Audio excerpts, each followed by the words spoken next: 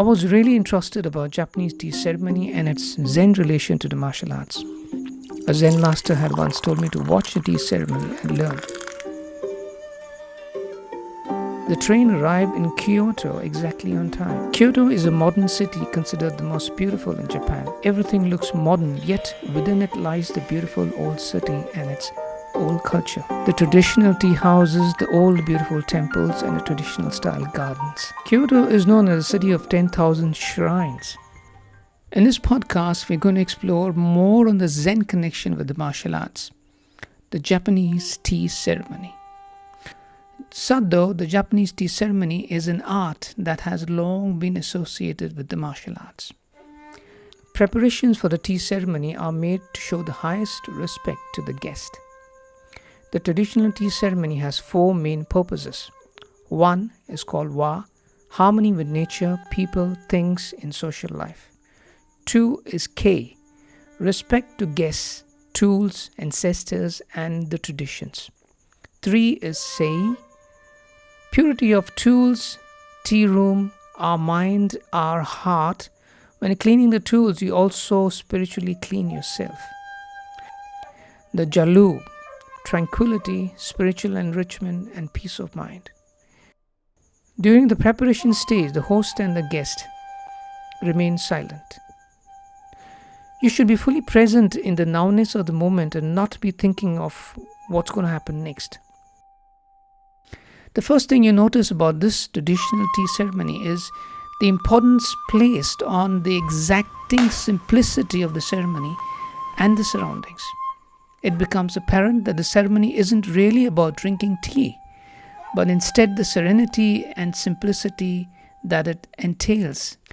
When you perceive a tea ceremony, you get the most out of it if you let yourself be present in the moment, connecting yourself fully with your surroundings.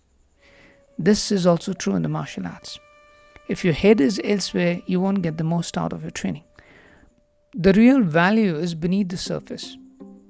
At face value, someone on the outside looking in would think karate is all about fighting and a tea ceremony is all about serving tea.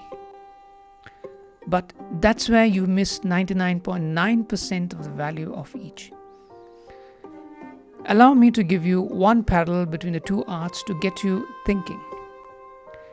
When you take a closer look at either art, you begin to realize that both place a heavy emphasis on refinement. That refinement applies to the motions and movements of the art as well as the character of its students.